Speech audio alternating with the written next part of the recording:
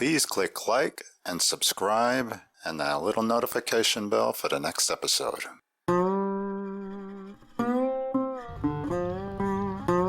I'm here with Mikle Siere from Lincoln's tomb, and here is where Lincoln is buried, along with his wife and 3 children.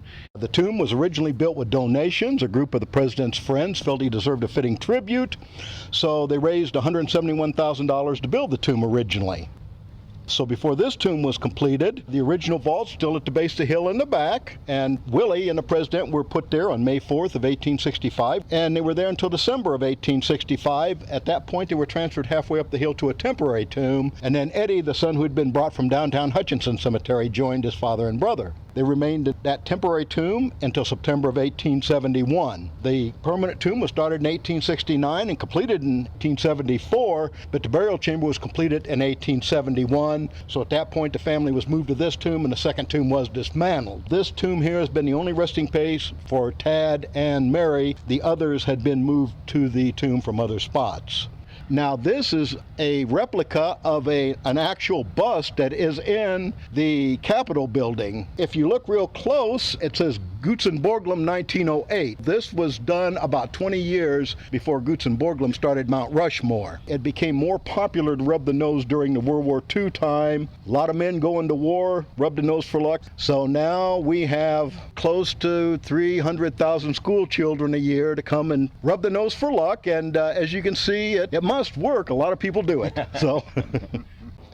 The Servius Tullius stone used to be the doorway when the public had access to the obelisk. You could go inside to the spiral staircase. Servius Tullius was an early king of Rome, and the Roman citizens felt that he was similar to Mr. Lincoln and he had freed the slaves. They sent this 2500 century part of the wall around ancient Rome, and then unfortunately later on there was another coincidence. Servius Tullius was also assassinated.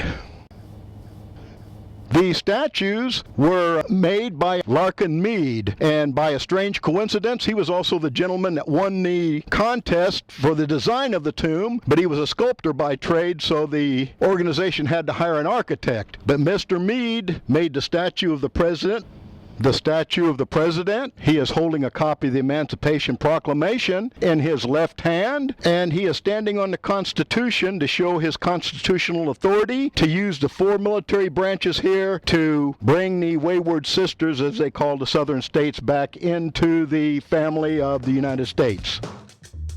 We're going to the museum. The museum. The Lincoln Museum is in Springfield, Illinois. In each little section in the museum, the recreation of Lincoln was amazing. We're coming up to the Abraham Lincoln Presidential and Library and Museum, which are really the crown jewels of our Springfield tourism. We have some of the best Lincoln sites in the world, with his home, the only home he ever owned, and Lincoln's tomb, as well as the old state capitol where he delivered his House Divided speech. I'm here with Sandra Carlson at the Abraham Lincoln Presidential Museum. Well, welcome to the Abraham Lincoln Presidential Museum. It's a wonderful place. It's a place that everyone can have fun and enjoy and learn so much about President Lincoln. We have 2 journeys over here.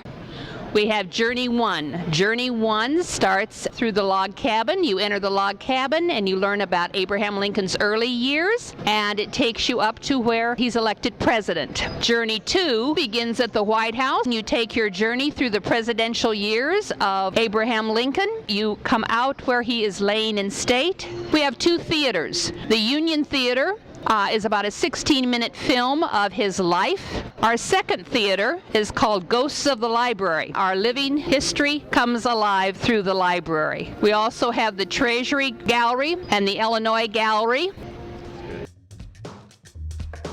also in Springfield, Illinois, they got another Bunyan-type statue, but he's holding an American flag. Oh, where he used to hold a muffler. That's right. Yeah, I remember that. But telling us that. Yeah. the muffler soot went away, or yeah. lost it in a windstorm. Right. And they had it now. It's in front of a couple of auto mechanic places. Yes, that's who owns it. They say. Yeah. Auto mechanic. Yep. Now, Hotel 66. This is where we stayed. Oh. Now, this is a museum with and a hotel in it. It's a museum, Route 66 museum and And a hotel. hotel. And a restaurant. And there's, pretty much it's self-contained. Yeah. We're at the Route 66 Hotel, enjoying their hospitality and their museum. They have a wonderful museum here, and we're going to meet the owner, and they're going to explain to us their displays.